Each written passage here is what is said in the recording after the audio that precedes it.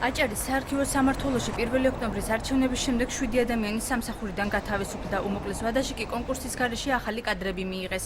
ასეთია სამართლიანი არჩევნების მონიტორინგის შედეგები. სამმართველოს ყოფილი უფროსის მოადგილე ნარგიზ ბასილაძე მიიჩნევს, რომ იგი სამსახურიდან უკანონოდ დაითხოვეს. ამჟამად სასამართლო პროცესი მიმდინარეობს. მოსამართლემ ორივე მხარეს მორიგების დრო მისცა. ბასილაძე ამბობს, რომ განცხადების დაწერა მას გურამ სალაძემ მოსთხოვა. მოდით და სალაძე მეუბნება მე აქტიურ ხალხს, რომ წადის სახლში. რომ ვერ გამომიშვა და ვერაფერი მიზეზი ვერ მინახა, ბიულეტენში მყოფ მათ დაწერა ბრძანება და გამომიშვა. მერე რომ სასამართლო მიიღებს ნორმალურ და წესრიგ გადაწყვეტილებას, იმიტომ რომ მე მართალი ვარ. მე მაინც მინდა რომ სამართალი აღიქვეს ერთხელ და სამუდამოდ მაინც საარქივო სამმართველოში. ნარგიზ ბასილაძე ბიულეტენით სარგებლობდა. აჭარის საარქივო სამმართველოს უფროსი აცხადებს, რომ ნარგიზ ბასილაძე შრომის უნარო იყო და ამიტომაც გათავისუფლდა. თავისუფლება მოხდა, იმიტომ რომ ფაქტიურად იგი ნაკლებად ერეოდა კი არა და შრომის უნარო იყო, ასეც შეიძლება ითქვას. ქალბატონს არ ქონდა არანაირი შრომითი ჩვევები ჩვენი უწყების მიმართ. სამართლიანი არჩევნების წარმომადგენლის განცხადებით საარქივო სამმართველოში რამდენიმე დღით ადრე გამოთავისუფლებულ თანამდებობებზე ადამიანები პირადი განცხადების საფუძველზე მიიღეს.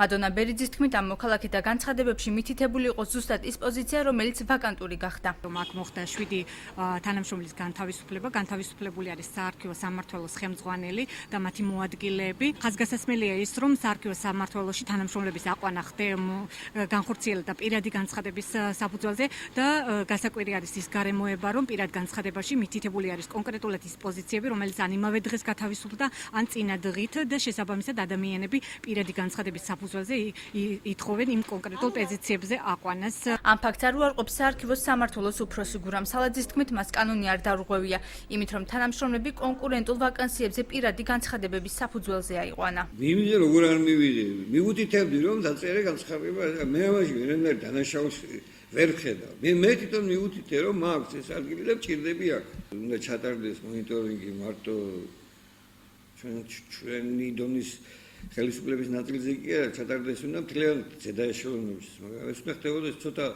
ცოტა ესეთი ცივილური ფორმით, უფრო პროფესიონალური მიდგომით, ვიდრე ასე. ამჟამად საარქივო სამმართველოში 85 ადამიანი მუშაობს, შესაძლოა სამსახურში რეორგანიზაციაც განხორციელდეს.